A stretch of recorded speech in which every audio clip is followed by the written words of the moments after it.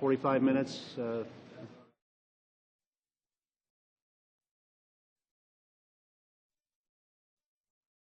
ask the media to.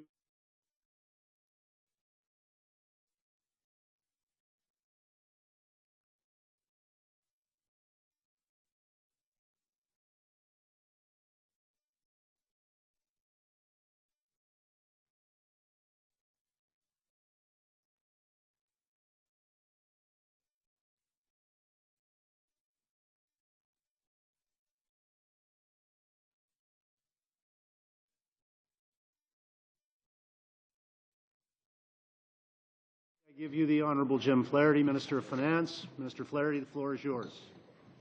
Thank you, Mr. Chairman and members of the committee. I am pleased to report that the economy is strong, government spending is focused, our debt is lower, and taxes are coming down.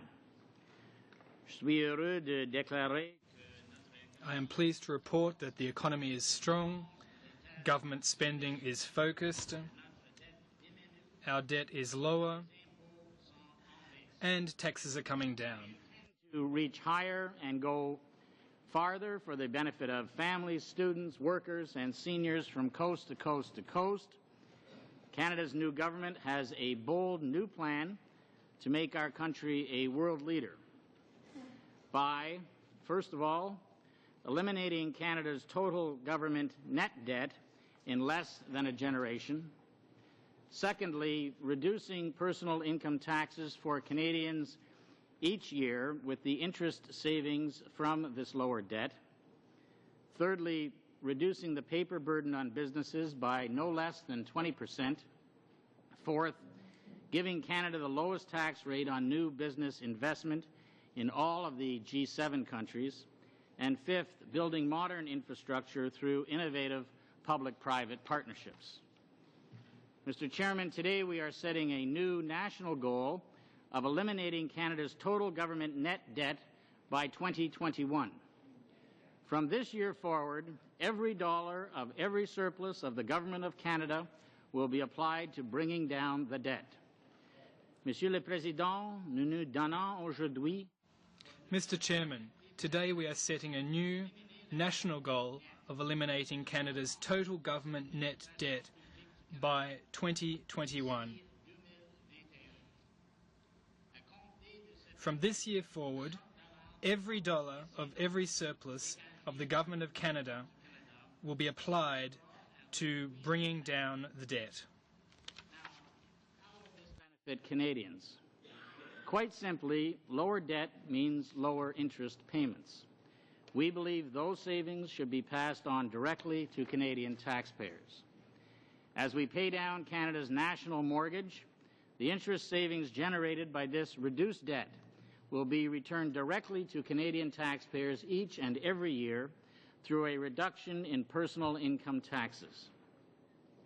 Lower debt means less interest, means lower taxes. Moins de dette égale moins d'intérêt. Lower debt means less interest, means lower taxes. $1.2 billion debt repayment we made for 2005-06. I am pleased to announce that personal income taxes will be reduced by almost $700 million starting in 2007, and with future debt reduction, the tax savings will rise to $1.4 billion by 2011. We will do this every year.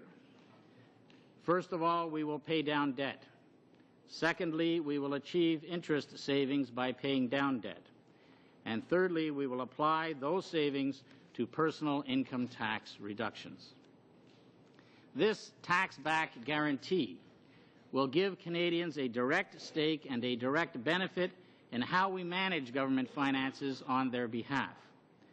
We will do so just like any responsible Canadian family.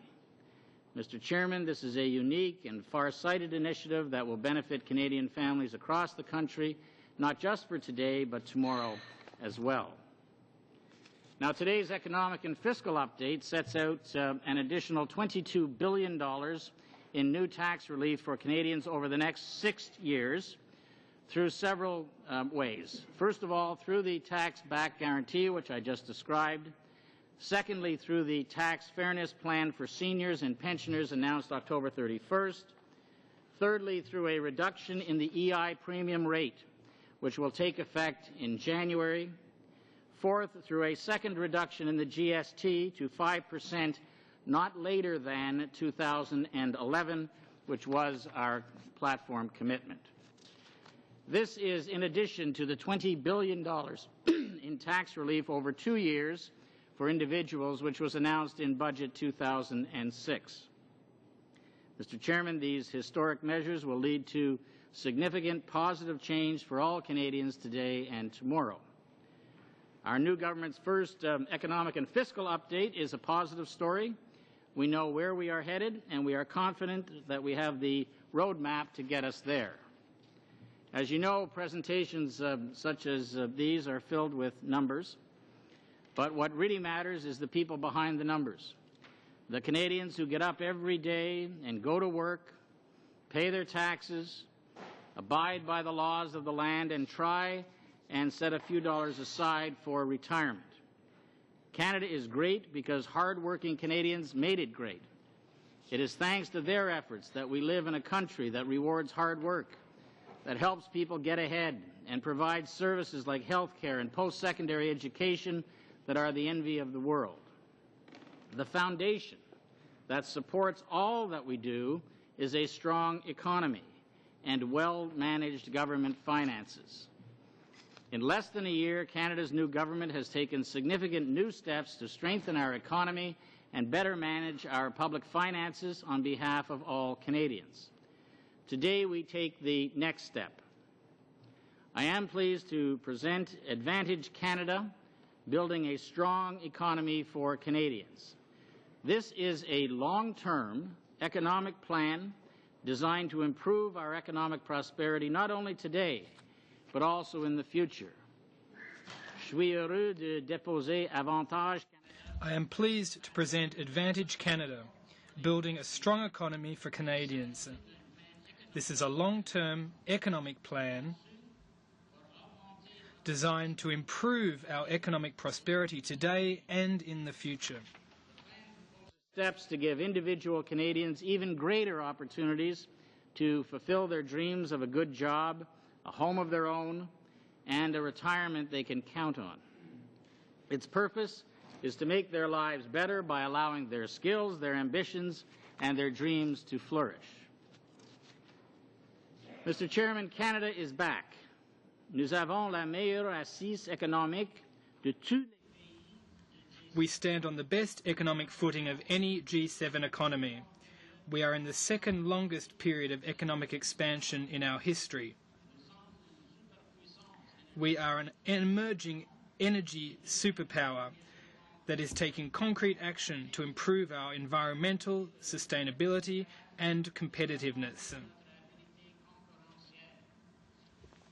Today, the unemployment rate is near its lowest level in almost 30 years. More than 260,000 new jobs created so far this year, all of them full-time. More jobs and lower taxes have contributed to higher incomes for Canadian workers. Now, at the same time, we face challenges such as higher Canadian dollar and an increase in exports from emerging economies overseas.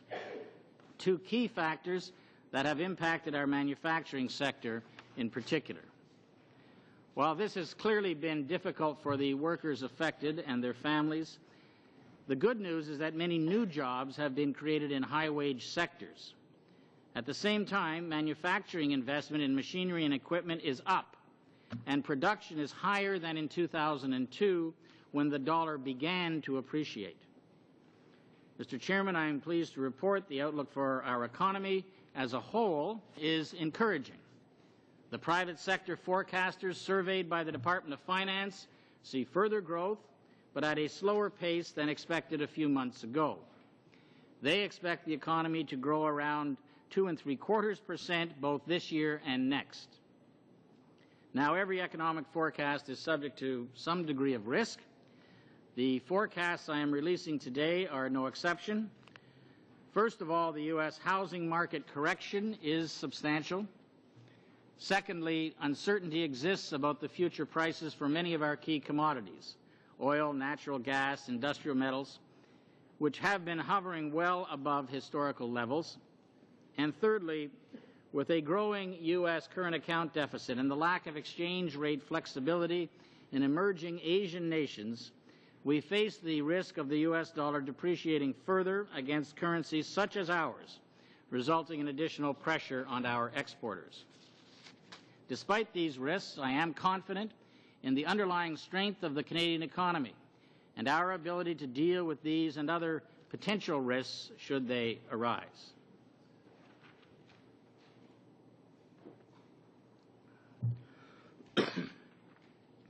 Mr. Chairman, a strong economy requires sensible, strong Government of Canada finances. We have an obligation to Canadians to manage their hard-earned tax dollars effectively and efficiently. That's how families in every community in this country handle their finances, and they have every right to expect nothing less from their federal government.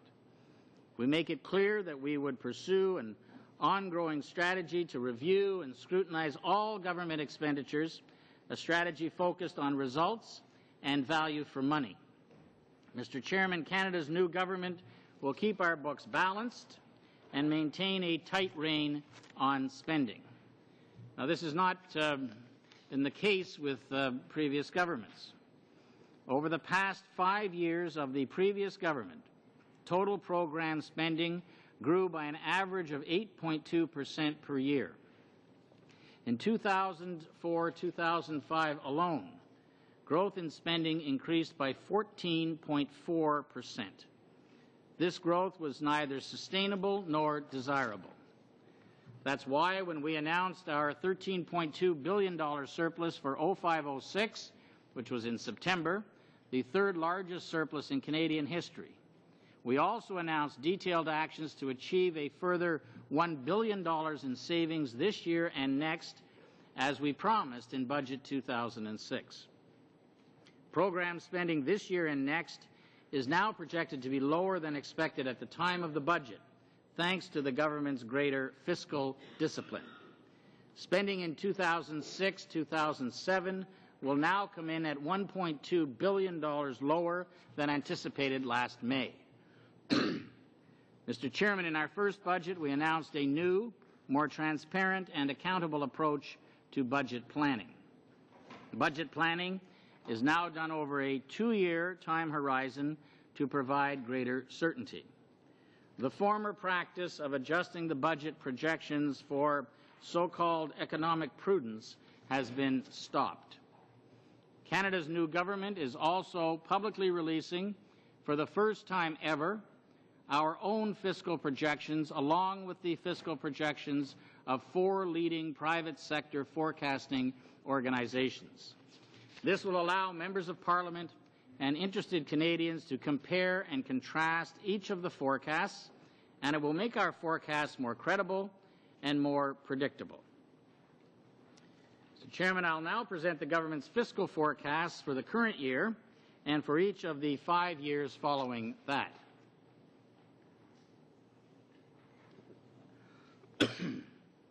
Now, these numbers, excuse me, Chairman, these numbers take into account the full cost of measures that were announced in the May 2nd budget, and since then, the $3 billion set aside each year in debt reduction and further tax relief announcements that I am going to announce today. So for planning purposes, our expected budget balances are as follows, and here are the numbers. In 06-07, $4.2 billion. In 07-08, $3.5 billion. In 08-09, $2.4 billion. In 09-10, $2.0 billion. In 2010-2011, $3.6 billion. And in 2011-2012, $2.9 billion. Mr. Chairman, at first glance, these appear to be large numbers. But let me try to put them into context, into perspective. Out of revenues of more than $200 billion each year, a surplus of $4.2 billion represents only 2%. That leaves government with a very small margin for error. For example, a small unexpected decrease of just 1% in revenues would eat up some $2 billion out of that surplus number. And that's why we must continue to manage carefully each hard-earned tax dollar. Unlike previous governments, we don't see surpluses as a license to spend. In fact, quite the opposite. We see modest surpluses as a chance to focus on the priorities of Canadians. Comme vous le voyez, Monsieur le Président, nos finances sont... As you can see, Mr. Chairman, our finances are clearly in order. But we must ensure these surpluses are used wisely and that Canadians and their families get good value for money.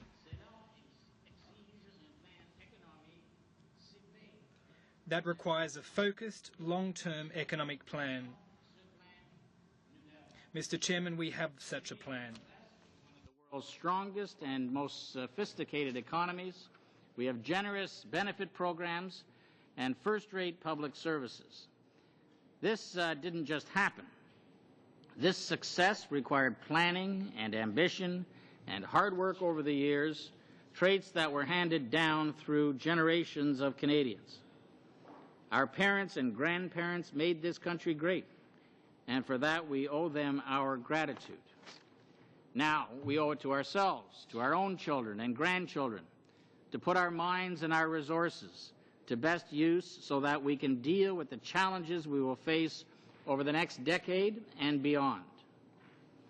Over the past number of years, the ground rules of the global economy have changed. We live in a changing and exciting time. People, jobs, and investment capital move more rapidly across the globe than ever before. Advances in communications technology, reduced trade barriers, and declining transportation costs affect business decisions across the globe. Talented, motivated people have become the world's most valuable resource. Meanwhile, here at home, baby boomers are set to retire in record numbers, testing our capacity to maintain our improved standard of living. With the right plan, determination, and political will, Canada can become a new leader in this fast-changing global economy. That's what Advantage Canada is all about. Our economic plan is about giving Canada and Canadians the key advantages needed to compete today and succeed for years to come. Our plan aims to improve our quality of life by building a strong economy that is not only fit for the 21st century, but equipped to lead in the 21st century. Notre plan économique vise à offrir au Canada. Our economic plan is about giving Canada and Canadians the key advantages needed to compete today and succeed for years to come. Our plan aims to improve our quality of life by building a strong economy that is not only fit for the 21st century, but equipped to lead in the 21st century. On creating 5 key priorities. First of all, a tax advantage by reducing taxes for all Canadians and establishing the lowest tax rate on new business investment in the G7. Secondly, a fiscal advantage by eliminating Canada's total government net debt in less than a generation. Thirdly, an entrepreneurial advantage by reducing unnecessary regulation and red tape and increasing competition in the Canadian marketplace. And fourth, a knowledge advantage by creating the best educated, most skilled, and most flexible workforce in the world. And finally, an infrastructure advantage by building modern, world-class infrastructure that ensures a seamless flow of people, goods, and services over our roads and bridges, through our ports, gateways, and public transit networks. Advantage Canada is based on 4 key principles, each one of which will act as a prism through which issues will be viewed and policy decisions made in the years to come. Those principles are, first of all, focusing government on what it does best, Secondly, creating new opportunities and choices for people. Thirdly, investing for sustainable growth. And finally, freeing businesses to grow and succeed. Let me take a minute to focus on each of these four principles. First of all, on focusing government. Focusing government so it is effective, efficient, and gets results for people. Nations don't become world leaders by accident. They excel when their governments focus on the things they need to do and do them well. How well they tackle debt is one of those critical areas. Canadian families instinctively understand why reducing debt is important. In every household budget, families know that money spent paying off credit cards or making mortgage payments is money not available to spend on renovating their house, paying for the education of their children, or saving for retirement. Mr. Chairman, government debt is nothing less than Canada's national mortgage. Reducing debt frees up funds to reduce taxes or to invest in other priorities such as health care, education, public services, better roads and bridges, safer communities, or a cleaner environment. Reducing debt helps keep interest rates low, which allows Canadians to borrow money for the things that matter to them and their families. Reducing debt helps our economy better deal with the risks of external economic shocks that are beyond our control or domestic challenges such as an aging population. Reducing debt gives us more fiscal room to prepare for these changes. Par-dessus tout, réduire la dette, c'est aussi faire. Most of all, reducing debt is a matter of fairness for future generations. After all, those who benefited from years of overspending have an obligation to help bring it down. To do otherwise is to mortgage the future of our children and our grandchildren. Significant progress on this front. As I mentioned, we made one of the largest debt reductions in Canadian history of $13.2 billion. Canada's federal debt now stands at roughly $481 billion, down $81 billion from its peak a decade ago. Now that's progress, but we clearly need to do more, much more, to bring that debt down and free up resources for the priorities of Canadians. We believe it's time to mobilize Canadians to make a national commitment to pay off Canada's national mortgage. We want to lift that heavy weight off the shoulders of the next generation of Canadians so that they can invest more in a better future for themselves and their families. That is why I'm pleased to announce that Advantage Canada is proposing to eliminate Canada's total government net debt by 2021. Je suis donc heureux d'annoncer que Avantage Canada propose d'éliminer. That is why I'm pleased to announce that Advantage Canada is proposing to eliminate Canada's total government net debt by 2021. The government will move up its commitment to reduce the federal debt to GDP ratio to 25% by 2012-13, which is a full year ahead of what had been planned previously and 2 years ahead of what had been planned by the previous government. This is the right thing to do, but we can and must do more. As we lift the debt burden, we must also lift the tax burden.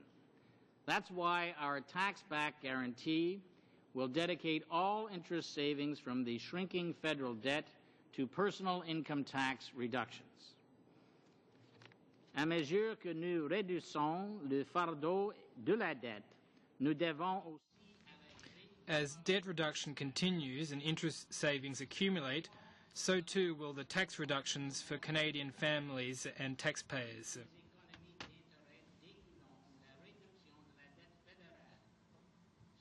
That is why our tax-back guarantee will dedicate all interest savings from the shrinking federal debt to personal income tax reductions. Tax reductions for Canadian families and taxpayers. Less debt means less interest, means lower taxes. Mr. Chairman, to show we mean business, we will set aside funds in the next budget for tax reduction equivalent to the interest savings associated with the $13.2 billion debt reduction this past fiscal year. Almost $700 million that will be allocated to permanent and ongoing tax reduction. Combined with the interest savings from the planned $3 billion debt reduction set aside for this year and future years, this tax relief will rise to about $800 million for taxpayers in 2007-8 and will rise to an even greater tax reduction of $1.4 billion by 2011-2012. It's time to give Canadian taxpayers a direct stake and a direct benefit from balancing the budget each year and reducing government debt. Let me stress that these tax reductions are on top of other tax measures this government will introduce or has already announced.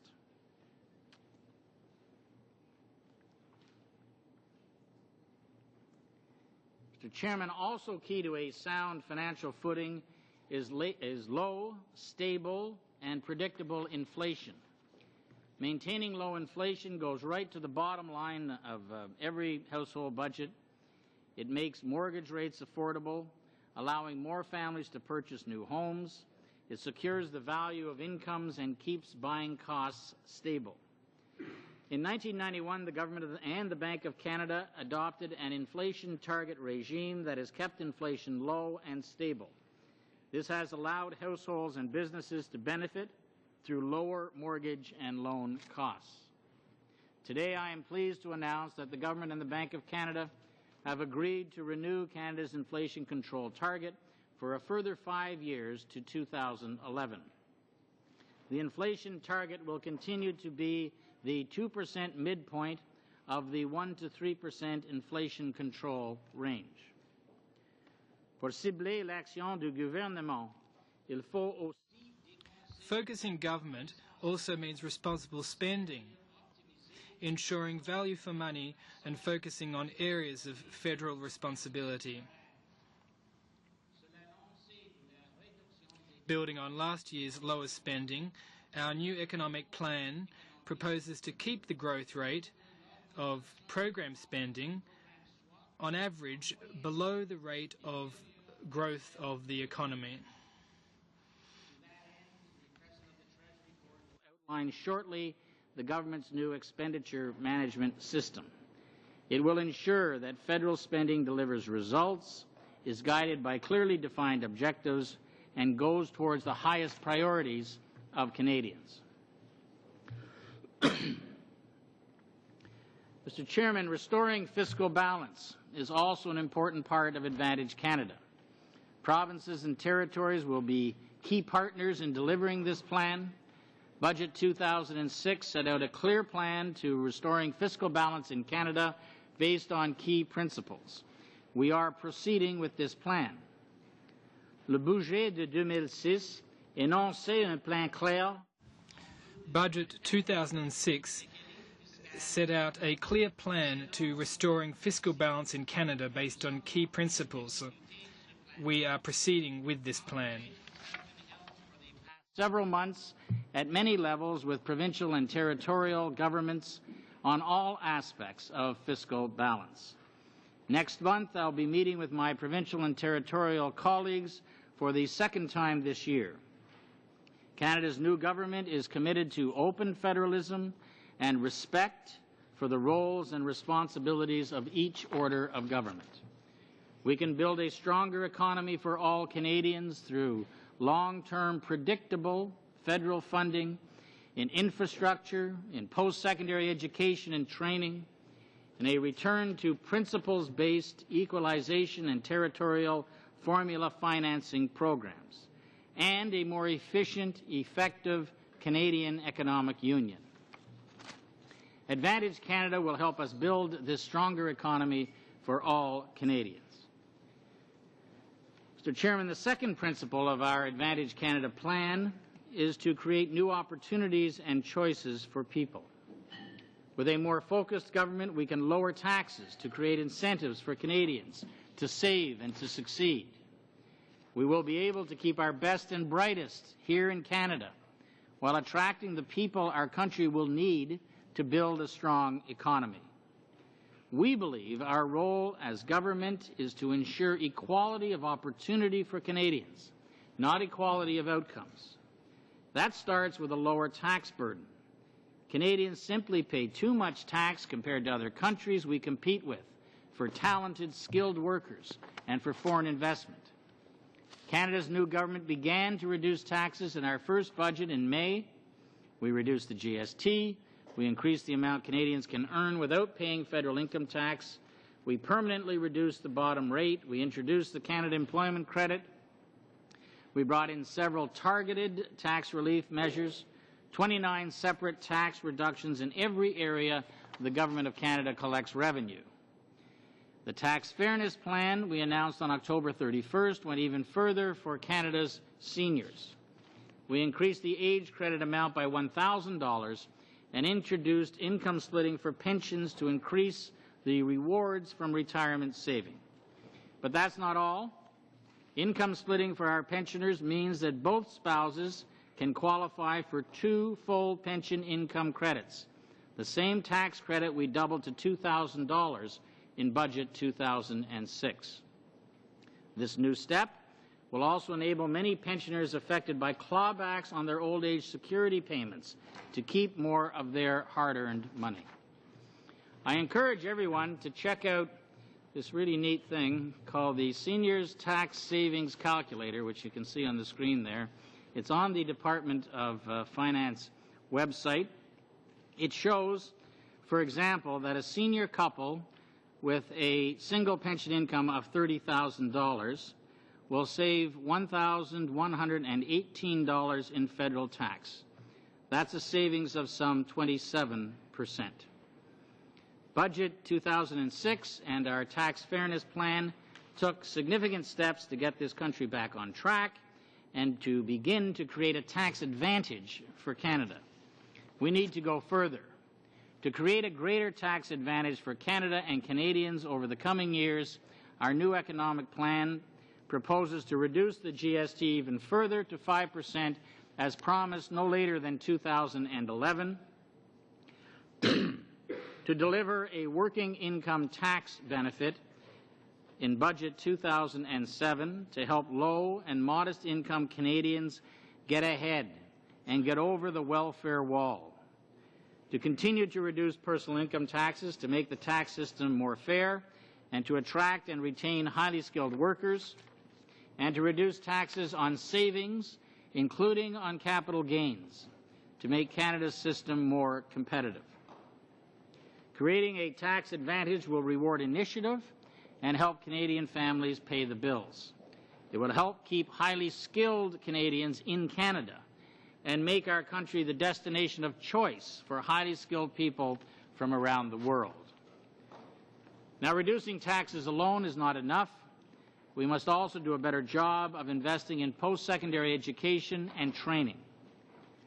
Afin d'assurer notre qualité de vie et d'être To secure our quality of life and be a leader in the global economy, we need to retain and attract the best talent in the world.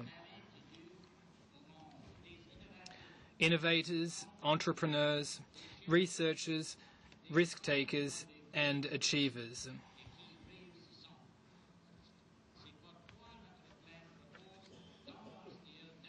That's why our plan proposes to step up investments in research equipment, in universities and colleges, and in graduate scholarship support, including for science and engineering.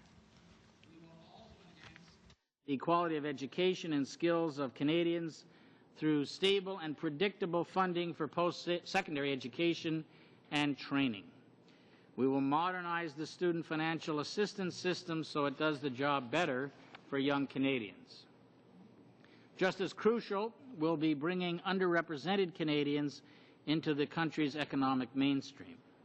Canadians with low and modest incomes, Aboriginal Canadians, older workers, persons with disabilities, and immigrants. Our country simply cannot afford to leave anyone behind. Advantage Canada aims to help all Canadians reach their full potential.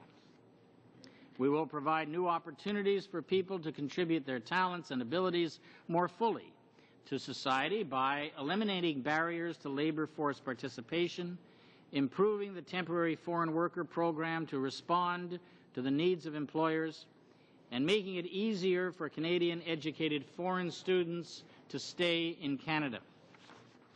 As a society, we will all benefit from their greater participation in our nation's economic life. Mr. Chairman, the third principle of Advantage Canada is investing for sustainable growth. Canada's new government will show leadership and make the smart investments our country needs to excel in three crucial areas: research and development, the environment, and infrastructure. Each of these is critical to ensure long-term economic growth and opportunity for Canadians. Advantage Canada aims to make Canada a clear research and development and innovation leader. The federal government currently invests some $3 billion a year in research in post-secondary institutions and about $2 billion a year on its own research. This primary research can pave the way for later stage, potentially profitable research by industry.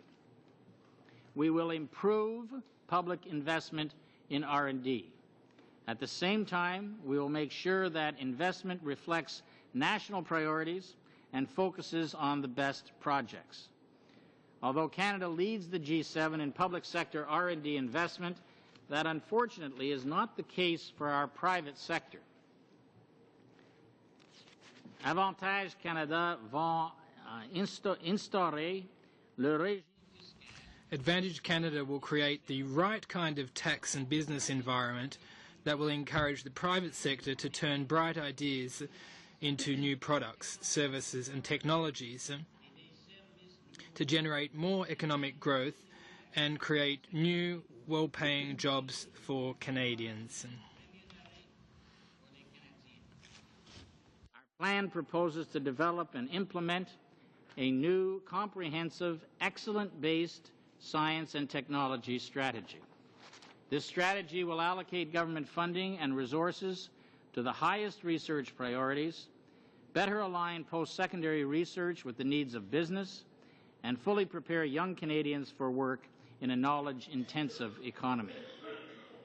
To retain and attract highly skilled and mobile people, however, we must go beyond science and technology strategies and public investments in R&D. We need to provide a clean and healthy environment in which to work, live, and raise our families. Advantage Canada recognizes that creating more livable communities also makes good economic sense. L'économie, l'environnement, et l'énergie.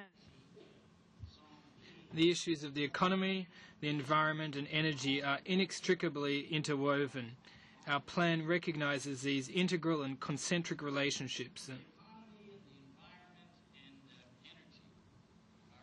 Inextricably related, and we view that in terms of our economic development plan for Canada. Canada's new Clean Air Act provides a direct path toward this goal. It will deliver the first ever comprehensive federal regulation to reduce air pollution, smog, the first ever federal regulation that will reduce greenhouse gas emissions in Canada, not use taxpayers' money to buy emission reduction credits in other countries, and the first ever federal clean air regulation of all industrial sectors in Canada. This government will continue to focus on environmental improvements based on results, not unachievable targets. And we will invest in sustainable environmental technologies where Canada can lead the world. A clean, healthy environment also requires modern infrastructure. We must improve our roads, bridges, and borders, and public transit to clear the air, cut the commute, and drive the economy. That includes making smart investments to ensure goods and services and people move across the country and across our borders safely, effectively, on time, and at reasonable cost. It means getting people out of cars, getting the cars off the roads, reducing gridlock in our cities. Advantage Canada builds on the unprecedented $16.5 billion investment in infrastructure which was outlined in Budget 2006. We will provide long-term, predictable funding and a fair and transparent allocation of program funding supporting, among other investments, improvements to Canada's core national highway system. We will also look for ways to get more out of infrastructure investments by taking advantage of the innovative financing provided through public-private partnerships. And let me say, Mr. Chairman, that we believe there is a lot of room for improvement in how we manage infrastructure projects. Take, for example, the Windsor-Detroit corridor. Windsor-Detroit is the crossing point for 28% of all trade in goods between Canada and the United States. It is just not acceptable that after all these years, governments have not finished the job to make this crossing more efficient and secure. Surely we can do better, and we will. A financing strategy for this vital crossing will be addressed in the next budget to get the job done expeditiously. Mr. Chairman, the fourth and final principle of Advantage Canada is to free businesses to grow and succeed. Businesses don't need more government meddling. They do need government to get out of the way and to free them to do what they do best, which is invest and expand and create jobs. Our plan will eliminate unnecessary and costly regulations and red tape. This will encourage businesses to invest more in training, machinery, equipment, and innovation. We will reduce the federal paperwork burden by at least 20%. We will work with leading small business organizations such as the Canadian Federation of Independent Business to achieve this goal. Our plan will open the doors wider to trade and investment within our own country and with the rest of the world.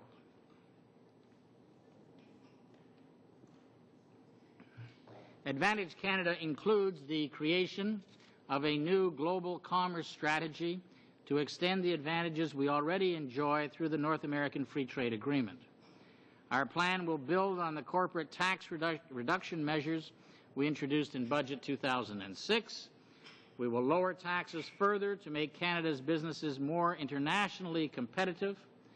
Our clear objective is to achieve the lowest tax rate on new business investment among all G7 countries.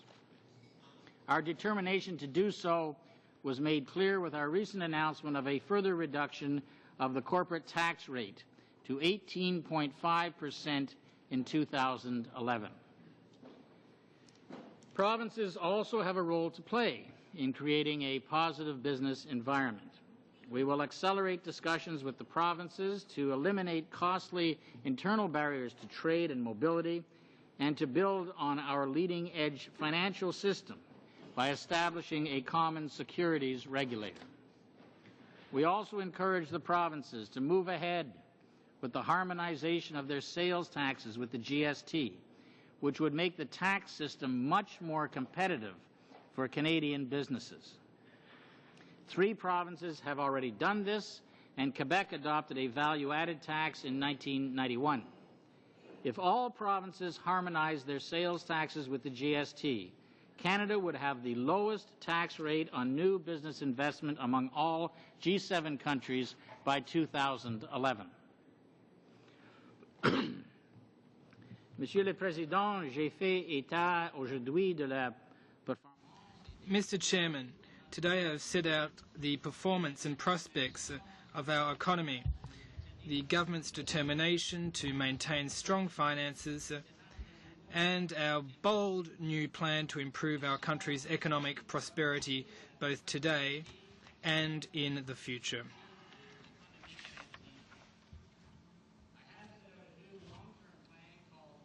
Canada, a plan to build a stronger economy for Canadians, a plan that will give Canada and Canadians the 5 key advantages we need to achieve and succeed in today's global economy. A tax advantage by reducing taxes for all Canadians and establishing the lowest tax rate on new business investment in the G7. A fiscal advantage by eliminating Canada's total government net debt in less than a generation. an entrepreneurial advantage by reducing unnecessary regulation and red tape and increasing competition in the Canadian marketplace, a knowledge advantage by creating the best educated, most skilled, most flexible workforce in the world, and an infrastructure advantage by building the modern infrastructure we need to sustain our growth. Mr. Chairman, we've already begun to implement our Advantage Canada plan. We will continue to do so in Budget 2007 and in the years to follow. With this plan and the time-tested courage, compassion, and determination of Canadians, we can continue to be a shining example to the rest of the world. Grâce à ce plan et au courage, la compassion, la détermination. With this plan and the time-tested courage, compassion and determination of Canadians, we can continue to be a shining example to the rest of the world. Needs our brains, our resources, our skills, our resolve, and the world needs Canada to be strong and successful. Our government is mindful of its responsibility and the trust Canadians have placed in us. We will not betray that trust.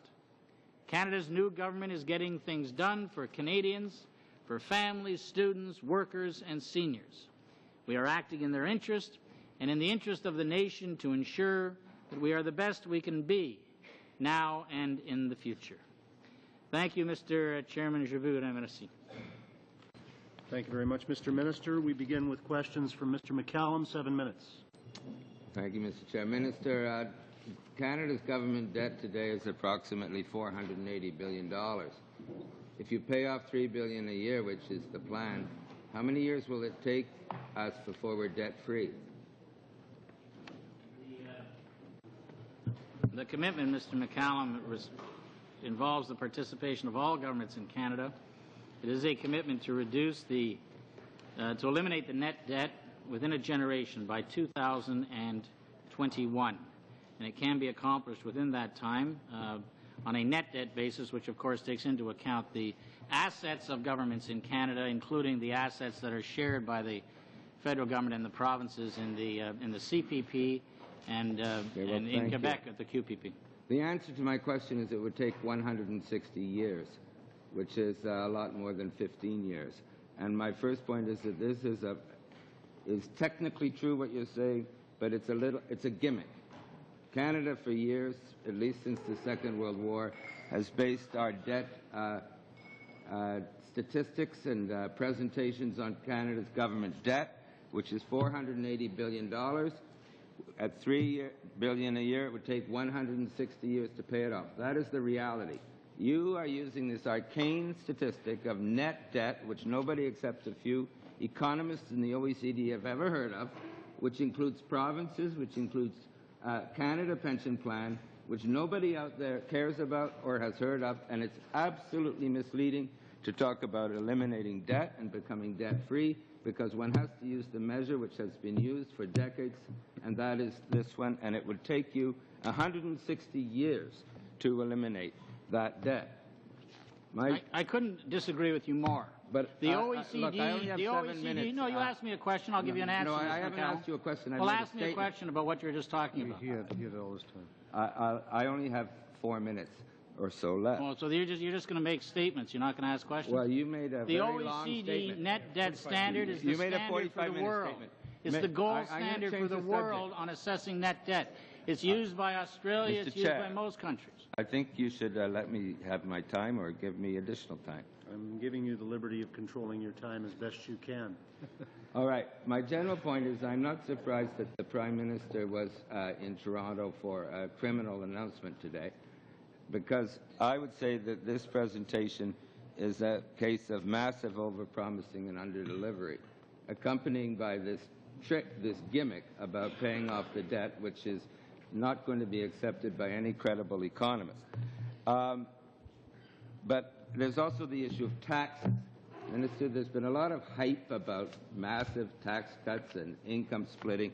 If you look at what you actually have on your projections, the income tax reduction is a grand total of $20 per Canadian, and it gets more exciting within 5 years. It's $40 per Canadian. That's less than the amount of the income tax which you raised from the level that the Liberals had dropped it to. And then there's the GST cut, which you promised in the election, coming into effect in 5 years. And the total surplus over these years is in between $2 to $4 billion, which is about what you need to fix the fiscal imbalance.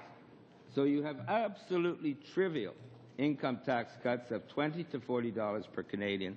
The GST election commitment 5 years down the road, and not enough money to do any more tax cuts. So I don't understand why you've hyped this up and generated these expectations among Canadians, and you're giving Canadians nothing except the GST cut in 5 years and a trivial income tax cut. Only a Liberal could say that $1.4 billion in tax reductions is nothing.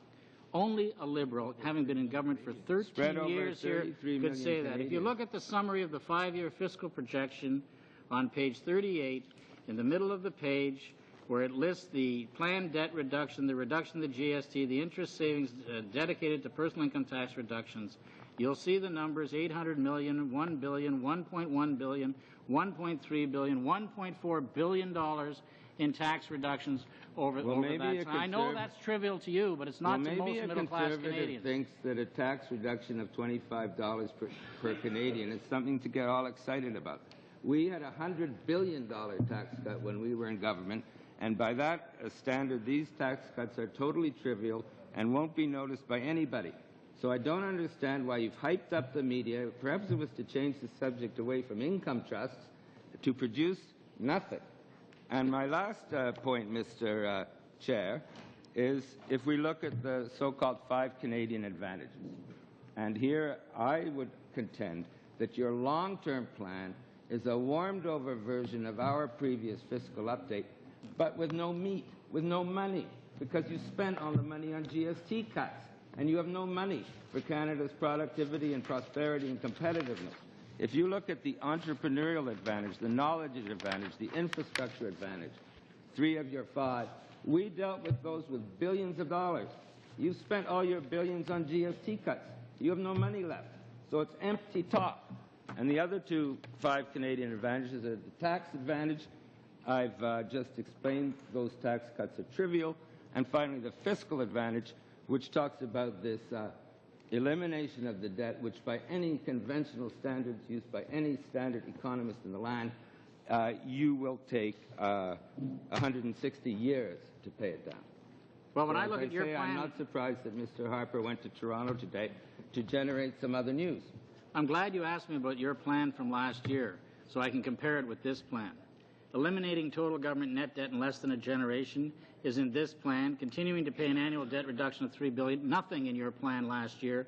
Directing interest savings to personal income tax reductions, nothing in your plan last year. Continuing the growth, the growth of spending in this plan, nothing in your plan last year. More effective, results-oriented government, nothing in your plan last year. I'll share this with you, Mr. McCallum, so you can see how nothing was done in your plan last year. We've actually got deliverables in this plan this year.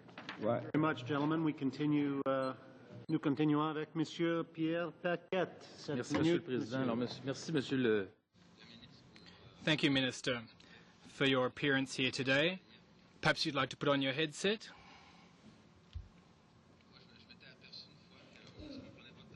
I realized once we didn't understand each other. I was talking about fiscal balance and you were talking about income trust. So I just want to make sure you put on your headset so there's no confusion.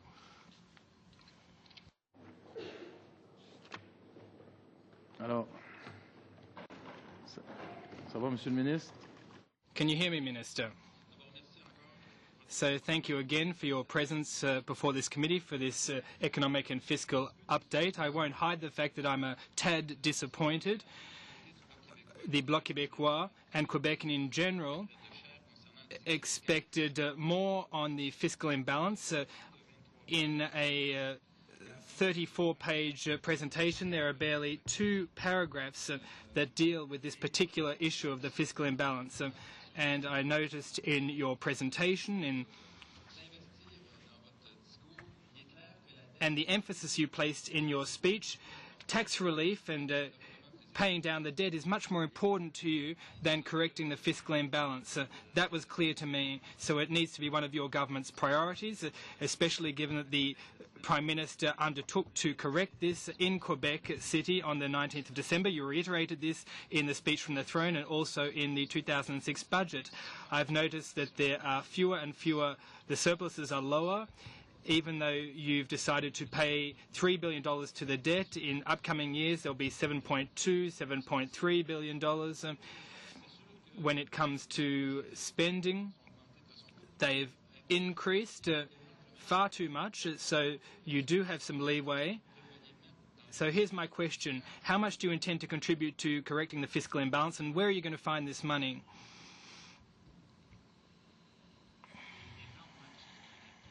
Await the further discussions that are ongoing.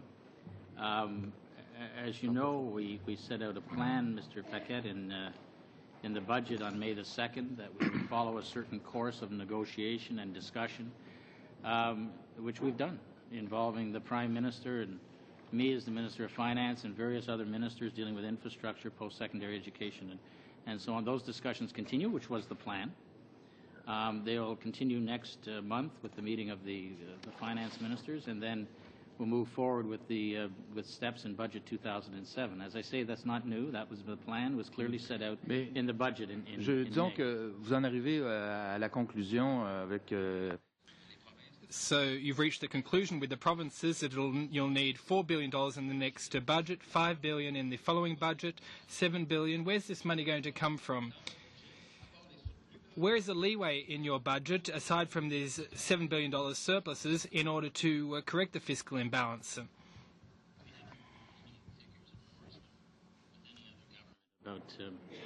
About what would be appropriate to remedy the fiscal imbalance. We had two things. One is we're the first federal government in Canada to acknowledge that there is a fiscal imbalance and we need to move toward fiscal balance, and we're committed to that. On page 50, you can see the size of the transfers to the levels of government, to other levels of government, which grow from about $40.8 billion in 05-06 to $49.3 billion in 2011-2012. And we also, of course, are running surpluses. Mais je constate aussi, dans les chiffres que vous avez dit, qu'on passe de 3... In the figures you've given us, there's 3% of the GDP in transfers to other governments. So that is worrisome to me. And I'd like to know, on the 15th of December, you're going to talk about equalisation principles. Under these principles, will the standard of the 10 provinces, that is 100% of provinces' revenue, including non-renewable energy, will that be included in your proposal to the province? That is the 10-province standard and 100% of revenue that the province gets. Mr. Paquette, that's one of the issues being discussed. It's one of the issues that... Mais vous n'avez pas aucune... votre ministère n'a pas une préférence? Doesn't your department have a preference? I know that some of you have talked about 50% of non-renewable energy revenue. So, what is your preference? And I have preferences too, but the idea is to move toward a consensus, if we can, among the governments in Canada, the federal government and the provinces. And you know, there's been some progress there, and we know that there's unlikely to be unanimity on equalization and transfers, the fiscal balance issues, but we think we need to, on behalf of Canadians, move toward as much consensus as we can obtain. Mais vous êtes d'accord avec moi qu'au bout du compte, c'est le gouvernement fédéral qui devra... But you agree that the federal government will need to look at this, given that it's a federal program, and therefore I'd invite you to think about this principle.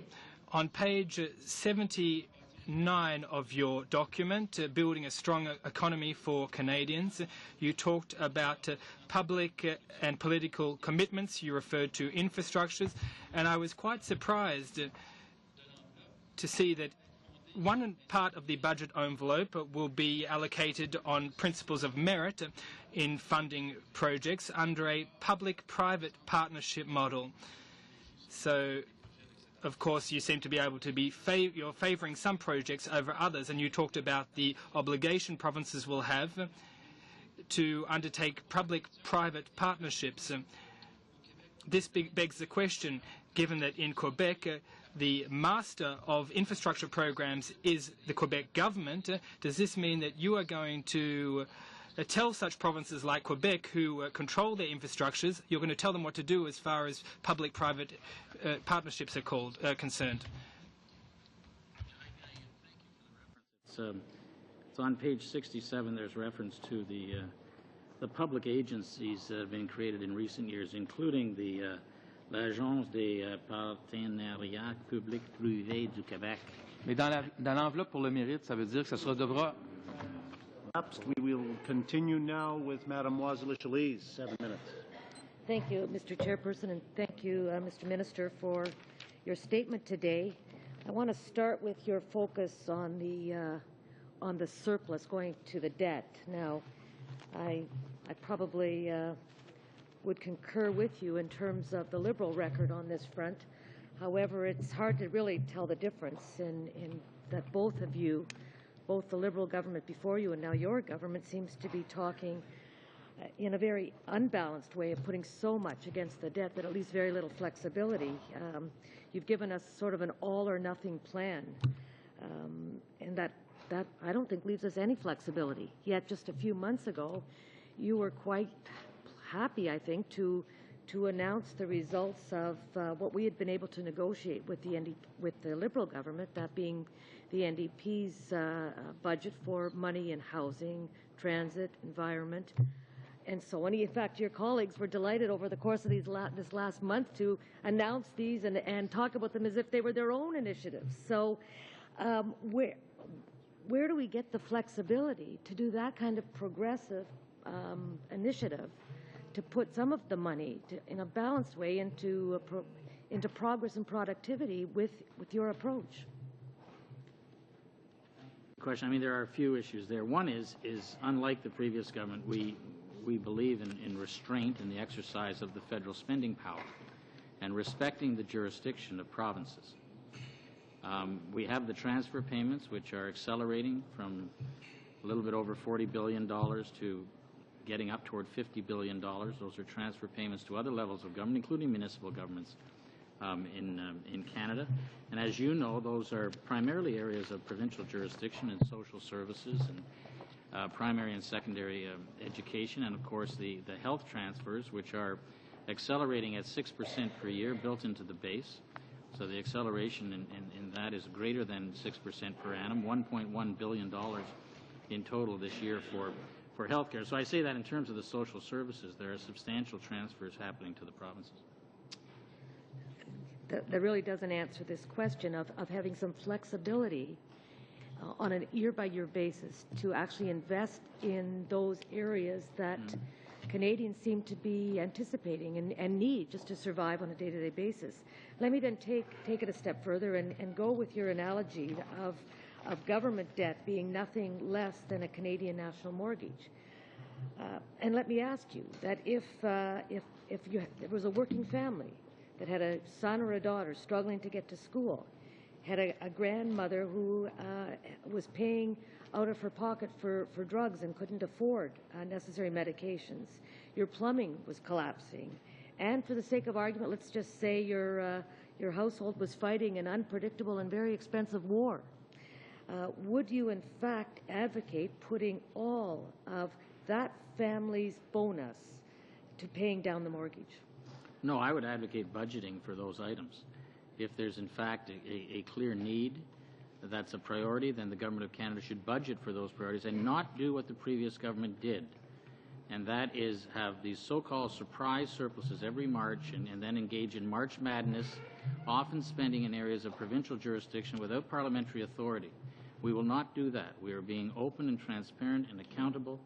We're being as accurate as we can in terms of the surplus. And if there is a social need, as you described very well, for example, for persons with disabilities, we will budget for it and not go into surplus to pay for it. Fair enough, but I'm suggesting that you're not budgeting for the family's needs and Canadians' needs by putting some money into reducing the costs of education or lowering prescription drugs or providing for childcare for working families.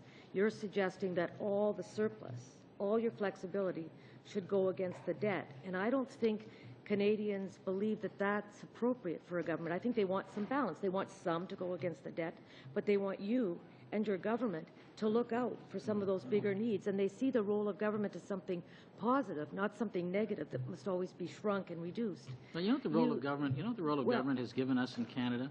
It's given us $55 billion of taxpayers' money that's going to be paid in interest this year. $55 billion between the provinces and the Government of Canada. $34 billion by the Government of Canada, $21 billion by the provinces. That's as much money as all the governments in Canada pay for education in this country, for primary, secondary, and post-secondary education. We're spending an interest because governments over the years of different parties had the attitude in Canada that running up public debt, taxing the next generation was okay. We don't share that view.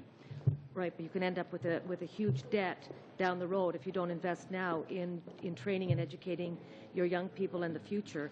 You suggested in this presentation that, and I agree with you based on what we heard this morning from the independent forecasters, to expect a very narrow budget balance. So why then are you putting such a priority on tax cuts for profitable corporations? Are you leading us down the path where you did in Ontario, where we only end up running a deficit because of that agenda? Well, I can assure you I never ran a deficit in Ontario as Minister of Finance there. And I won't run one here.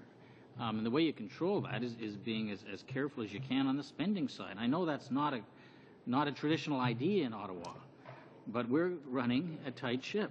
We are going to control spending. We're spending over $1 billion already this year, less than budgeted. You know, the role of Treasury Board is very important, and they're doing a terrific job, and so are the ministers, in controlling spending. Nothing gets spent until it's ready to be spent. You seem, in this whole approach, there seems to be this focus on this trickle-down theory that if you reduce taxes and you put all your money against the debt, that eventually we're going to have a better society. But you're ignoring the fact that the trickle-down theory doesn't work always. Aboriginal people aren't going to escape third world conditions with your approach, and you've only mentioned them once in terms of that trickle-down approach. Families aren't going to provide for themselves if you're not going to, in fact, do something meaningful in terms of childcare. You've got more emphasis in this paper on bringing in cheap slave labor foreign workers than helping families deal with daycare. Madam Wazalashaliz, your time has elapsed, and we must trickle on to the next questioner. Mr. Dykstra, 7 minutes. Thank you, Mr. Chair. Certainly, I know that Mr. McCallum may not be happy to see you here this afternoon, Mr. Minister, but I certainly am. Here, here. And I'm also interested to note that we have, while he may or may not like you being here this afternoon, you are very popular among Liberal staff because there's 2 huge rows of Liberal staffers who came in just specifically to listen to you present today. So I want to thank them for coming as well. One of the points that Mr. McCallum actually made across the country, a question that he asked, and I was surprised he didn't ask of it of you, was whether or not the GST has had a positive, the cut in the GST has had a positive impact on the country. And I wanted to give you just a, I've only got 7 minutes, so I want to use my time wisely, but if you could just respond to that question, because I'm sure he'd appreciate it if it were asked. Well, certainly, I suppose that the most convincing evidence of that is the strong consumer confidence in Canada, which is documented in the papers. We've seen, even in a time of some softening, which we see in the manufacturing sector, particularly in Quebec and Ontario, we see strong consumer confidence, very strong employment figures. We, I think, have virtually the highest level of percentage participation in the working economy in Canadian history now. I think it's 63% now in Canada. And as I say, strong consumer spending, strong consumer confidence, and certainly the reduction of the GST plays some role there. And we intend, as I indicated earlier, to fulfill our commitment over the course of the mandate to reduce it the additional percentage point. One of the analogies that I used, and perhaps you could clarify to see if this is correct, and it's following up on Ms. Wazalishali's perspective of a household and certainly a working family. And I know that whenever I've gone to the bank for a mortgage, one of the things that the first thing that the bank does is want to get a clear understanding of what all your liabilities are and what all of your assets are. And I know that I've had a lot more success in achieving a mortgage for my family or being approved for one when my assets certainly outweigh my liabilities. Is that a fair assessment of the pay down on the net deficit? Yeah, I think most Canadians have a pretty good understanding of what interest payments are because we all live through them, and particularly on credit cards and how interest can become quite onerous, and of course with mortgages, most Canadians have that experience over the course of their life with car loans as well. You know, this is an area in which, for whatever reason, governments over a long period of time in Canada, both provincial and federal, felt that it was okay to spend money that they didn't have, which means that they were spending money of the next generation, my children and everybody else's children and grandchildren in Canada, because building up deficits, building up public debt is simply taxing the next generation. It's not fair to the next generation. It's our obligation, it seems to me, to try to clean up what was created in the last generation. We have an opportunity to do that in the next generation. Then we can use those interest payments that we don't have to make on government debt to reduce the tax burden in Canada, which internationally is still out of whack. One of the interesting points you've made, I've got a question on that with respect to 260,000 jobs that have been created since the beginning of the year. But I did want to, page 36 of the update, read it with great interest. The 2005 budget, the previous government launched a reform of government procurement. Savings from the initiative were estimated at $204 million, raising to close to $1 billion for 2009 and 10. After the new government took office, they undertook an assessment of the procurement reform initiative, and it was determined that the projected savings were significantly overestimated. Could you comment a little bit further on that?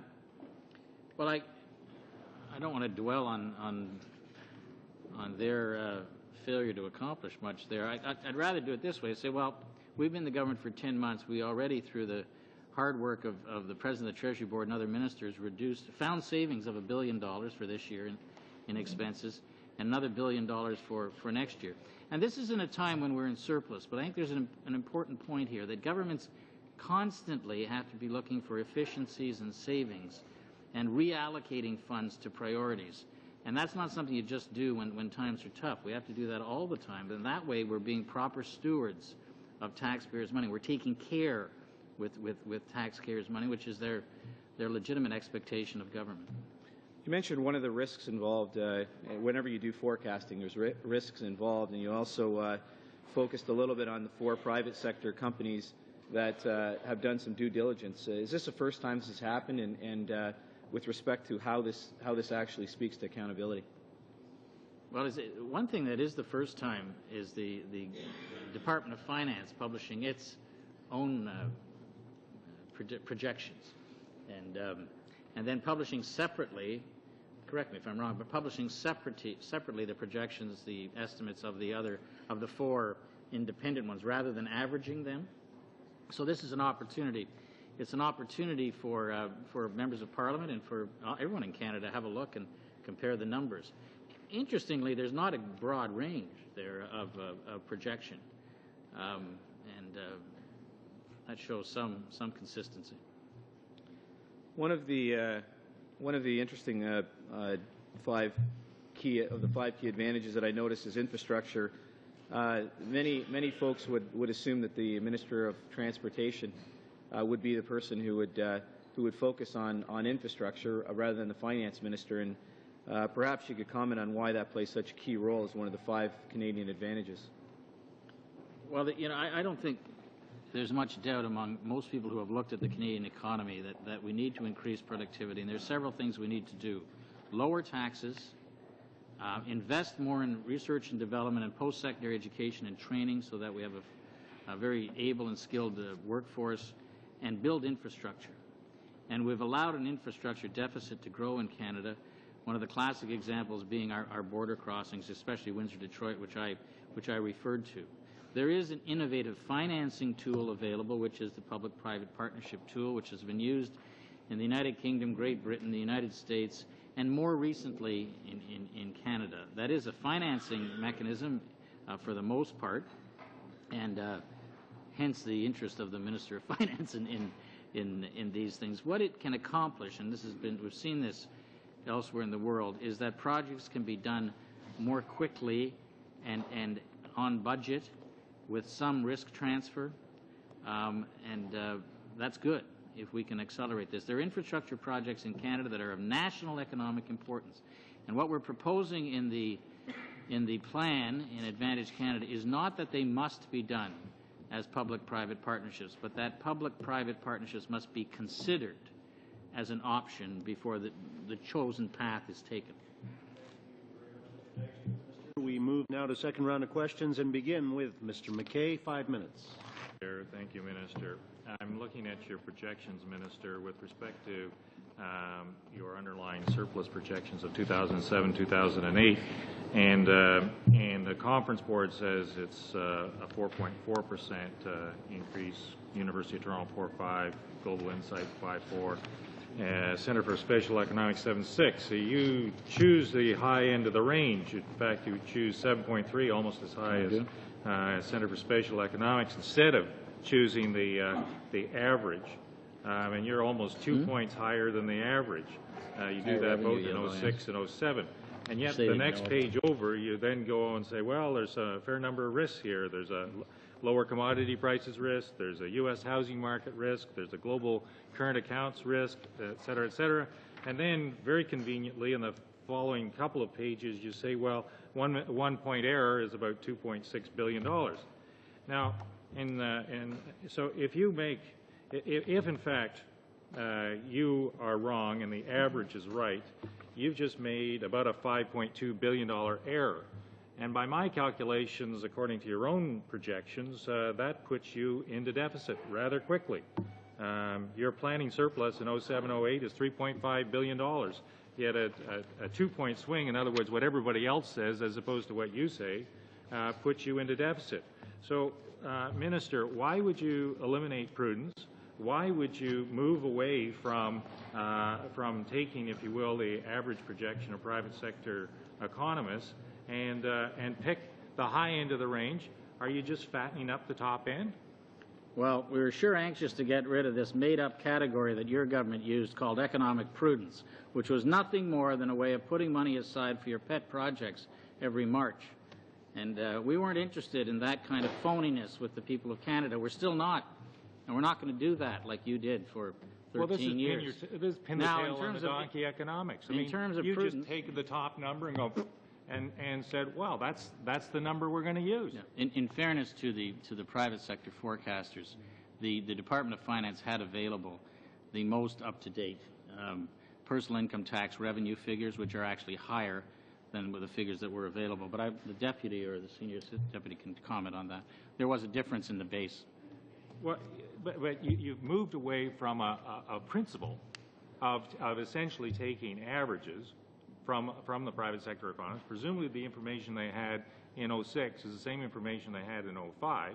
There may have been. I appreciate that your revenues have been going higher over the last few months. Fine. But you've really picked the top end number and you've put the whole budget at risk. Thank you, Chair.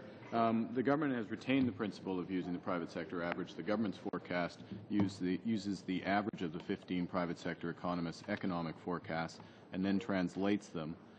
And as the Minister said, the key difference is that the government has more up-to-date information and perhaps a better view in terms of the revenue yield, the PIT elasticity as is outlined in the document, and that results in the higher number. So it's providing greater transparency to this committee in terms of what the government's expectation is for the likely surplus. So I guess the obvious question then, Mr. Carney, is why wasn't that information made available to the private sector economists, and would they have adjusted their numbers accordingly? The information was made available to the private sector economists in terms of it is a judgment in terms of where the elasticity is going to go. And the private sector economists used effectively the historic average elasticity, 1.2. The government's view, based on what we've seen and perhaps based on greater familiarity, having watched tax receipts come in, is that the elasticity will remain higher for longer as a result of higher revenue. But you know today, the private sector economists, Global Insight, and who else was here? Not Conference Board. The Conference Board wasn't here, but TD and Mr. Fortin and the others.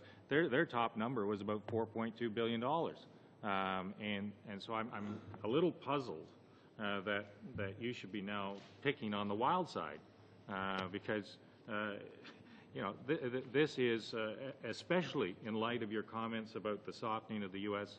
market, the lower commodity prices and things of that nature. So I will inject a couple of quick questions, if I may, Minister. What is Canada's total government net debt right now? $480 billion federally, and about $260 billion total of the provinces and territories. That's gross debt, is it? But what about net debt? That's gross. Yeah, what's net? Go ahead. Mr. Chair, net debt as of today is $484 billion. 484 total. Total federal net debt. Federal net debt, 484. So the earlier observation about the $3 billion a year holds then on the total elimination in the next 15 years of net debt at $3 billion a year. Clearly, that's highly unlikely in the next 15 years. The total number I gave you is federal net debt, as the minister outlined in detail in his presentation. Total government net debt in Canada includes the assets of the CPP, QPP, which is a shared asset pool for all Canadians through the federal and provincial governments. And those assets are, at present, $110 billion as of today. So then the net inclusive of the CPP is 70? 484 minus 110 would be $484 billion. Minus 110. 110 billion, which is shared. It's not federal. It's shared between federal and provinces. Okay, so the answer to my question is $374 billion is the current net number. Yes, although I'll reemphasize the caveat that the CPP, QPP is not federal money. It is shared money for all Canadians. But in commonly accepted definitions of net financial liabilities of a government, they are included because it's discharging our intergenerational equity. So we're going to pay off 374 over the next 15 years. The combination of federal debt repayment, plus the size of the CPP, provincial balanced budgets, and the growth in the size of the CPP will result in zero net debt by 2021. Okay.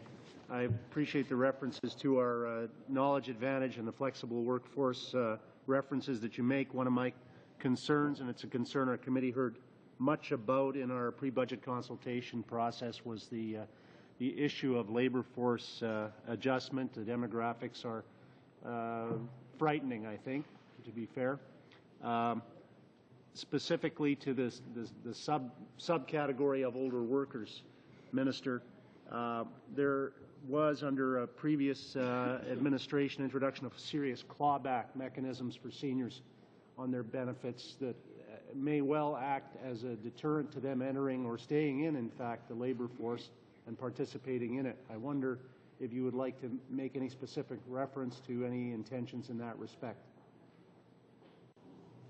Well, we're committed, and we said so in this document, to moving ahead with the program with the lovely acronym WITB, Whitby, which I'm quite fond of. Yes. And my riding being Whitby Oshawa, as you know. And that addresses, in part, what you're describing. The reality in Canada that if someone is low income or on social benefits or a combination of that there's a disincentive to go to work.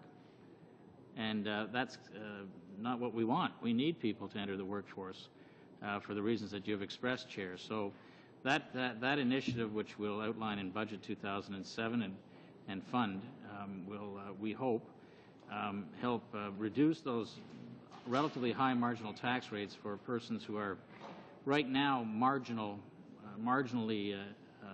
interested in working in the workforce, and encourage them to join it. Thank you, sir. Nous continuons avec Monsieur Saint-Cyr. 5 minutes. Merci beaucoup, Monsieur le Président. Thank you very much, Mr. Chair. My first question for the Minister is about limiting the federal government's spending power. This came up a few times in your document, but I didn't see any specific explanation. In Quebec, when we talk about limiting the government's power to spend, we refer to the opting out right with full compensation from a federal program that falls under a provincial area of jurisdiction, such as a Quebec area of jurisdiction. So here's my question. When you talk about limiting the federal government's spending power, would this apply retroactively? For example, should the Quebec government want to opt out from the universal childcare program and invest this money in its own childcare program, what would happen?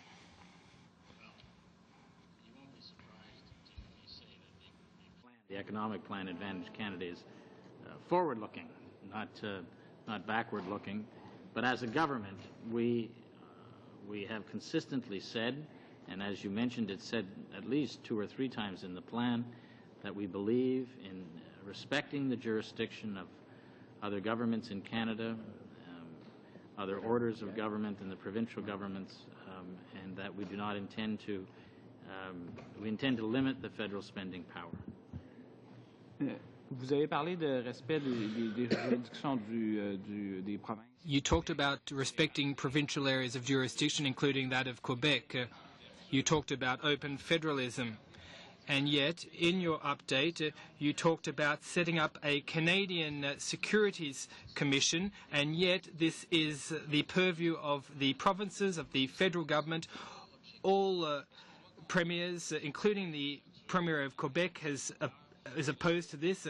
Does open federalism for your government mean respecting areas of jurisdiction when you agree, and when you don't agree, meddling in Quebec's areas of jurisdiction? I think all Canadians are anxious to have an effective economic union. I can tell you it's awkward for the government of Canada to be negotiating trade agreements, for example, outside of Canada, when we have substantial trade barriers within our own country. And one of the weaknesses we have economically as a country, and this affects Quebec and every other province, is that we have 13 securities commissions. So that's someone wanting to do an initial public offering, for example, in Canada, oftentimes will turn away from Canada because of this incredible burden of registration and government that we have for investing in this country. We want to encourage investment in this country, and it does mean, I know there's the Montreal Exchange. Mr. Crawford's report on this subject includes protections for the Montreal Exchange. We're not talking about the federal government intruding. We're not even talking about a federal regulator. We're talking about a common national regulator with representations from all governments in Canada. Il y a déjà un mécanisme de passeport qui existe entre les différentes. We already have a system between the various regulatory powers which streamlines this whole process. But your answer has more or less addressed my question. What you've said is you have to interfere, you have to intrude in provincial areas of jurisdiction in the national interest. The third topic that I wanted to raise is the cutbacks or gains in efficiency that you want to make in the Bloc Québécois. We looked at the Léonard report, and we can get $15.5 billion back over the next 3 years. But we've noticed that the Conservatives government approach is to do things back to front. You make the cutbacks because you think that the program is inefficient or ineffective, and then you look to see if you might invest elsewhere. A good example is in the arts, in theatrical groups, performers groups, literacy groups. You cut back and then you think, well, maybe we'll reinvest at a later stage. Why don't you do the opposite? Why don't you assess these programs before you create such an uproar and then make any corrections thereafter? On making more efficient government and more effective government. In the arts, we actually increased funding this year by $50 million in budget 2006. But we're interested always in more efficient government and making sure we get value for money for taxpayers' hard-earned money. Une dernière question. 5 minutes. Thank you, Mr. Chair.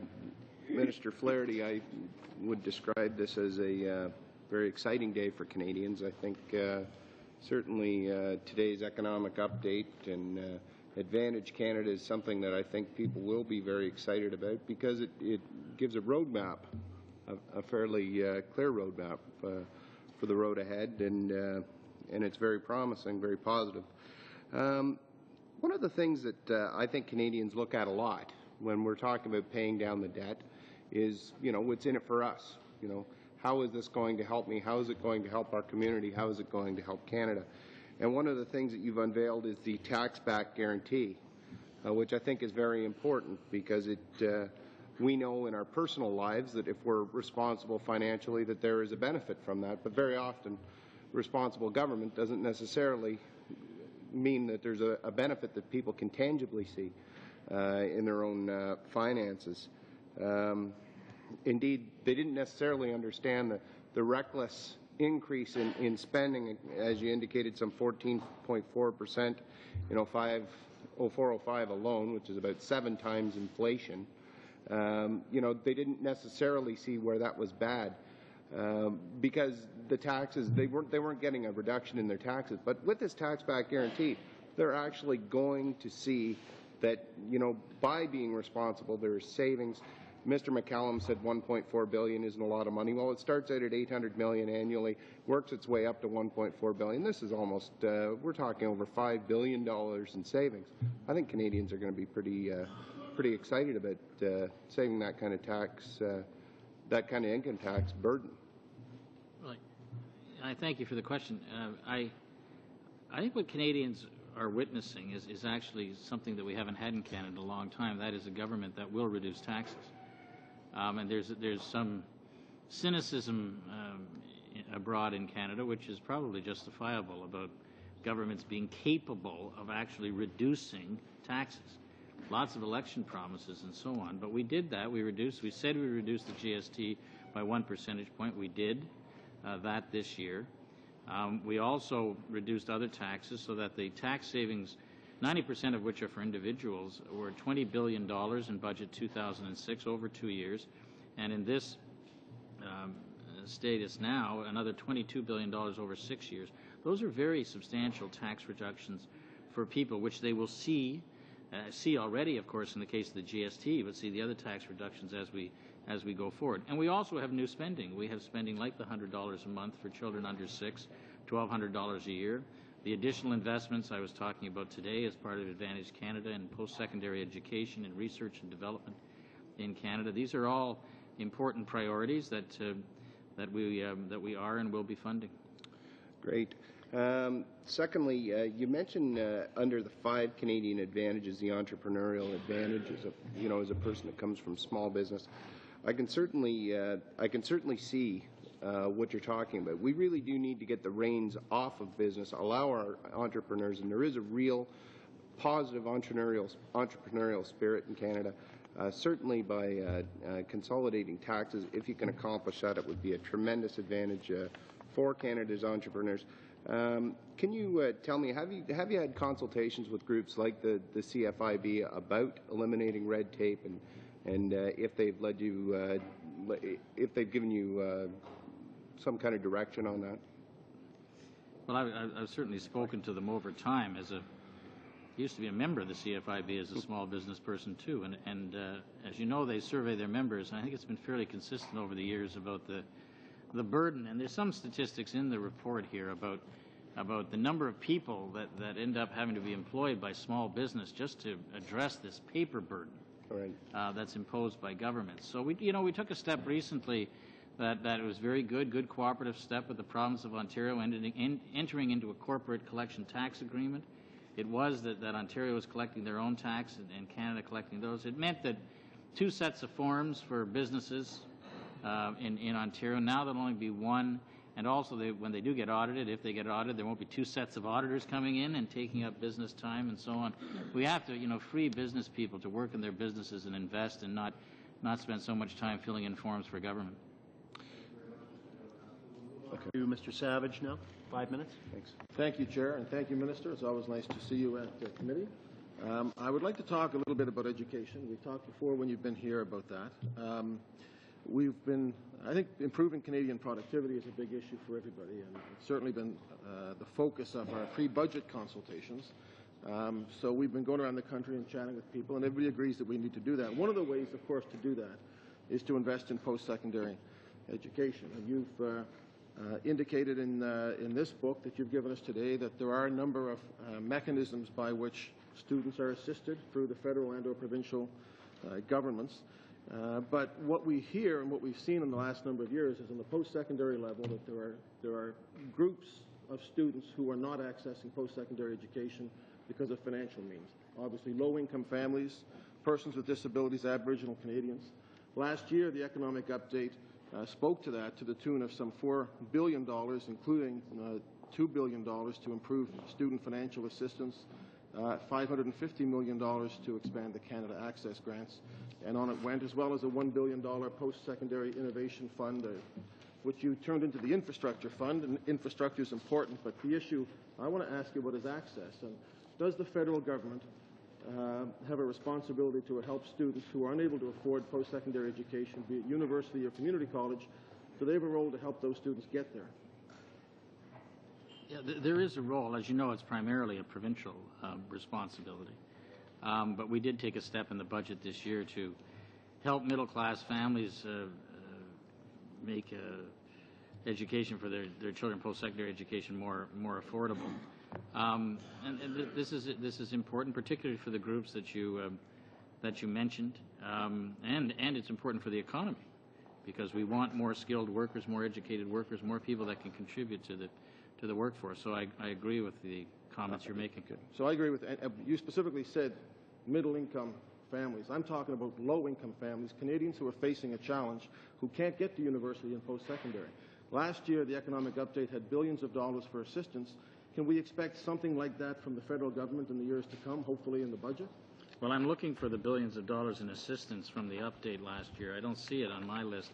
I see a lot of motherhood comments from last year. $2.191 billion for student financial assistance, loans and grants, $550 million for the Canada Access grant to be expanded, $150 million for assistance with persons with disabilities. Well, this is the one that last November, before the election, that had the $14 billion wish list in it, isn't it? Correct. If you want to go back before that, you could go to C-48, which had $1.5 billion directly for access, which is now gone and replaced by $1 billion that you brought in for infrastructure. Is that correct? Yeah, I think the federal focus in post-secondary education should not interfere unnecessarily with provincial jurisdiction.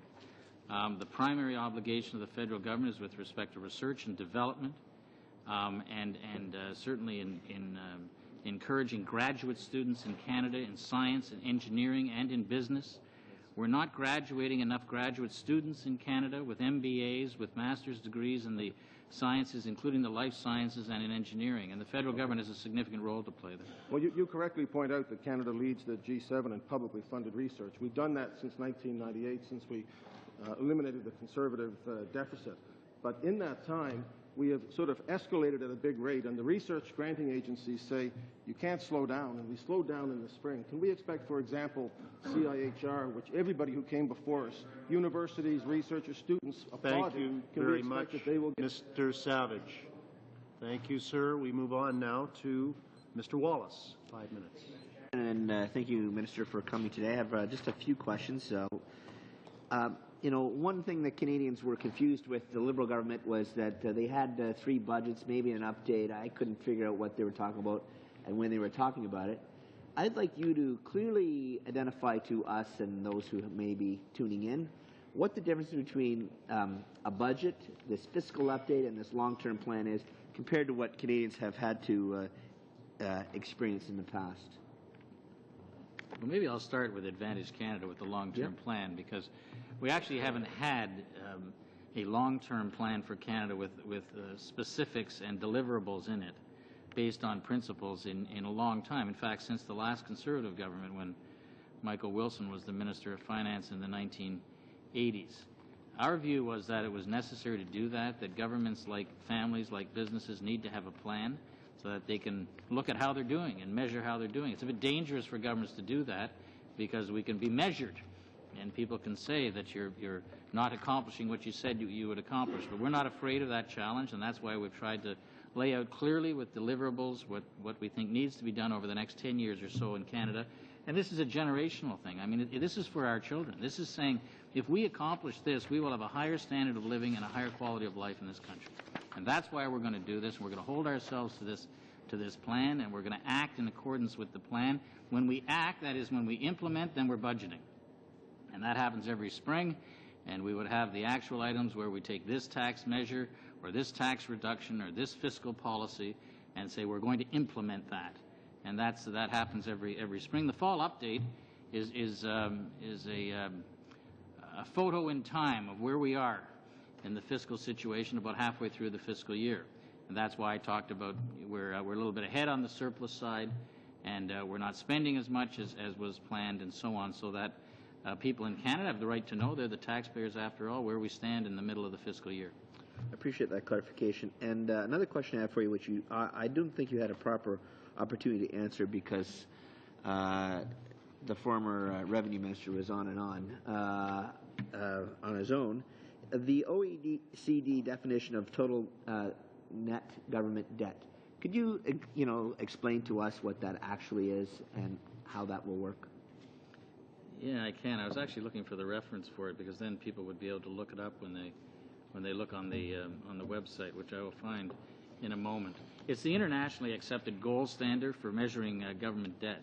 For example, it's the measure that was used by the government of Australia when they decided several years ago they were going to eliminate their net debt, which is what they've accomplished, because they set out with purpose, as we are, to accomplish a goal. And it takes into account government assets and liabilities. We're looking at the entire country, all the governments of Canada. We're asking all governments to participate in this. Fortunately, 8 of the 10 provincial governments have balanced budget legislation.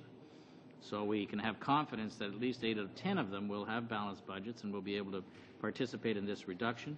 On the asset side, the most significant asset, of course, is the joint asset with the provinces, which is the CPP-QPP. Okay. Which has assets of about $110 billion.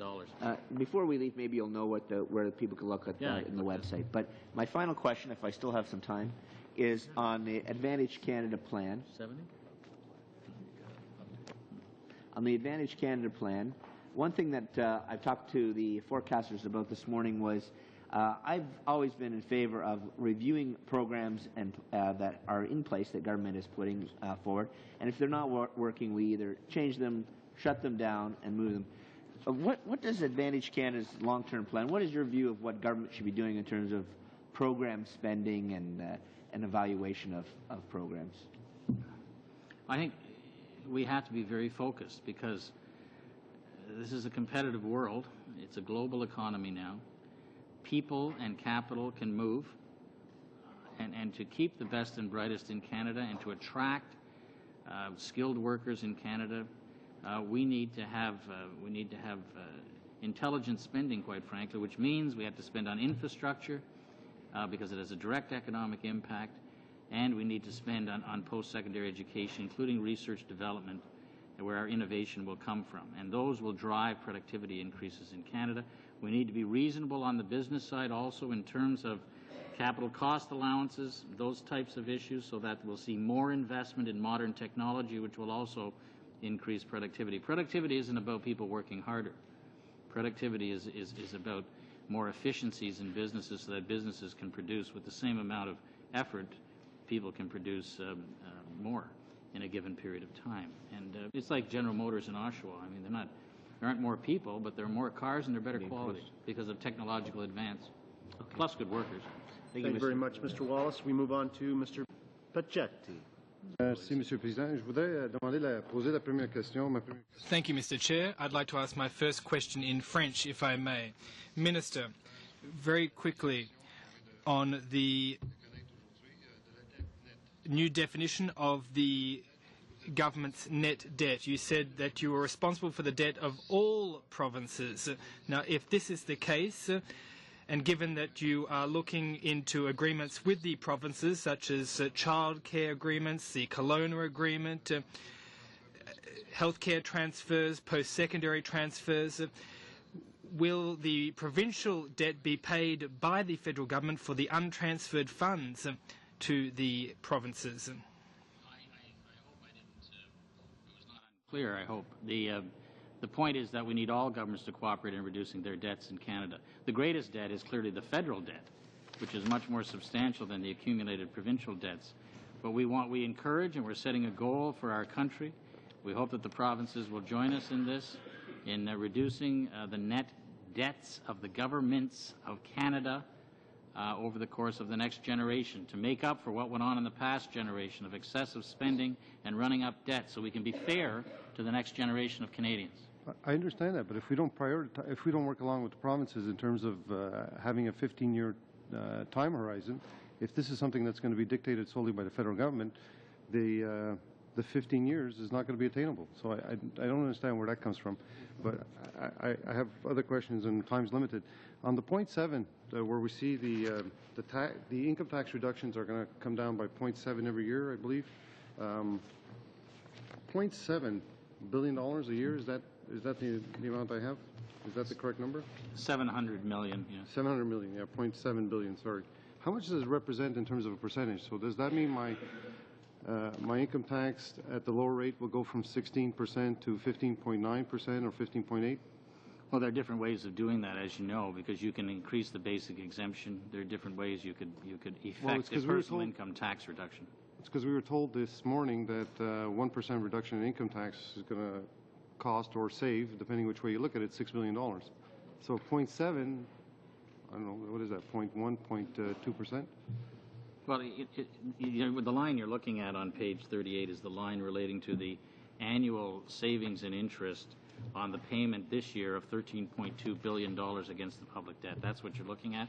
That alone is $700 million a year this year, 2007 and going forward. And then there's the additional line with the $3 billion per year debt reduction, yeah, just $200 million, $300 million, and growing beyond that. That's how you get to $1.4 billion. And there may well be more. Exactly. If there's more surplus. I'm just trying to get to the number. When are we going to go back to the liberal 15%? We're at 16. When are we going to get down to the 15%? Well, there's more than one way to reduce taxes. You can increase the basic personal exemption. There are different ways of doing it. I'm talking about the tax rate for now. I understand that there's different ways, but I'm talking about the tax rate right now. So it's never going to happen at the low rate. Sorry? At the lower rate. We're talking the income tax rate at the lower rate. That's one way of doing it. Yeah, but there are other ways of doing it. Pension splitting is another way of reducing income tax for people, which they seem to like a lot. Yeah. Even more. Yeah.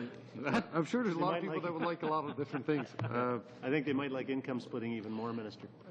I asked you this. About 20 seconds left. Yeah. Okay. So I'll ask the quick one. Just the last time you were here, Mr. Minister, we had the finance officials in the morning, and we had asked for different estimates on different proposals this committee had seen. We haven't seen any costing. Do you think that would be possible to get some of those cost things? I'll just we'll do some quick housekeeping for the committee's purposes in response to Mr. Picchetti's question.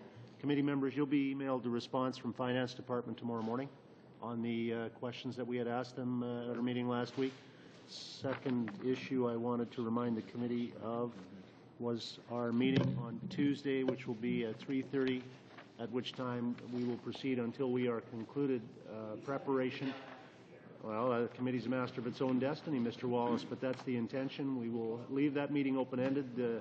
Dinner will be served. Now we conclude our questioners with Madame Oblonsky. Thank you, Minister, and as you can imagine, there's quite a bit of interest in what you've said today. Canadians had heard talk about possible income splitting, about some capital gains relief, about equalization and all of these programs. And the question is there enough room in the fiscal framework leading up to the next budget to address some of these issues? What can Canadians expect on these particular issues that, of course, are bread and butter issues to them? Sure. It's a good question, and it's very reasonable for Canadians to expect that we will look at the tax options that we have in terms of tax reduction. We're obviously committed to tax reduction. It's important, and we've done a lot of it so far. We have the capital gains tax issue, which I mentioned today. We want to reduce capital gains taxes in Canada, so that's one issue that we'll look at as we prepare for the budget. Certainly listen to the recommendations and the comments of this committee, which I know are forthcoming shortly, and the hearings that you had across Canada. We have the personal income tax that we can always reduce more in Canada, because relatively speaking we have high personal income tax marginal rates in this country, and that affects our ability to attract workers. So there are a number of issues concerning taxation, all of which we'll look at as we move toward the budget, and some choices have to be made, some priorities set.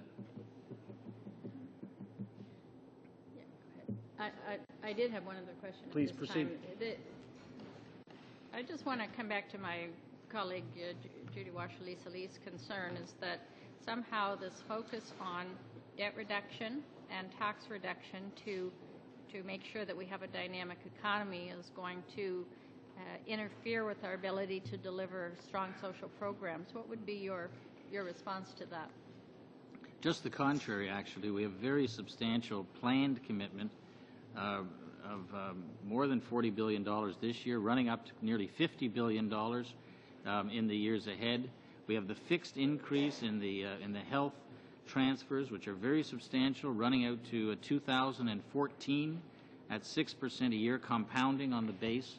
So we have very substantial transfers, and as part of the discussions right now with the provinces and territories, we're looking at that post-secondary education issue and the infrastructure issue. So that's more to come in terms of that relationship. I might add, if I may, Chair, just at the end, that the total government net debt data is on page 45 of the economic and fiscal update. I knew it was here, but that's where it is, the bottom of the page on page 45. Thank you, Mr. Chairman. Thank you very much, Minister. All of us, of course, on this committee are concerned, as Canadians should be, about the productivity gap that exists vis-a-vis a number of our competitors. Today's announcement is certainly going to give us all some optimism, I think, that we're moving in a direction with a plan that can address some of these shortcomings that we've seen develop over time. Thank you to your officials as well for being here with us, and we are appreciative of your appearance here and adjourned.